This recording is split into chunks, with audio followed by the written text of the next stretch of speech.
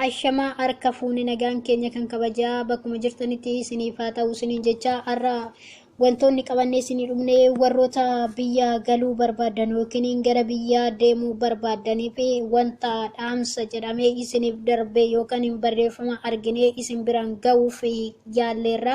Isinis hiriyoota keessaniif sheer gochuu hin dagatinaadha.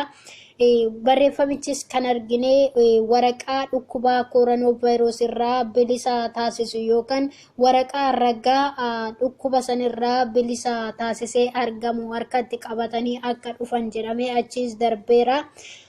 Wanti kun immoo baay'ee isin fayyada yoo qabatanii deemtan jechuudha. Achittis akkuma beekamu haala yeroo ammaa hundi keenya iyyuu beenna jechuudha.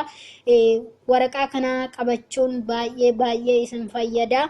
Waraqaa kana asumatti qopheeffatanii deemuu qabdu. Inni biraa kiiloo jedhame walitti baachuun gatii guddaa yookaan maallaqa baay'ee waan isin gaafatuu fi kiiloodhuma jedhame bicha baattanii akka deemtan jedhamee jira. Kanaafi gilaafsii harka keessanitti kaawwachuu akkasuma maaskii afaan keessan irratti godhachuu hin dagatinaadha. Yeroo achi keessatti gaarii ooftan yookiin immoo mi'a keessan kan ittiin ooftan jechuudha. Isarrattis odoo gilaafsii harka keessan irratti hin kaawwatin qabdanii deemuu minaamina hunda kanarraa of eeggannoo godhachuudhaan deemuu qabdu jedhamee kan darbeedha. Hadaraa keessan hiriyoota keessaniif isinis sheer gochuu hin dagatinaadha. Kana hundumayyuu guutus hin dagatina. Warreen biyya galuu barbaadan jechuudha. Yeroo ammaa kanatti haala biyya keenyaa hundi keenya iyyuu beenna. Dhukkuba koronoo rabbiin dheekkamsa ta'erree waan addunyaa kanarratti gadi buusee hin beennu.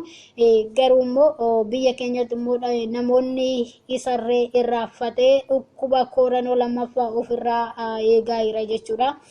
Kanaaf waaqayyo waan hundumaaf iyyuu guyyaa qaba, waan hundumayyuu nurraa kaasu jecha hadaraa keessan kana hiriyoota keessaniif sheer gochuu hin dagatinaadha. Maaliif namoonni rakkina hin taane keessaa odoo hin dhagahin seenuu danda'a waan ta'eef kana guuttatanii akka deeman keessattuu waraqaa dhukkuba kanarraa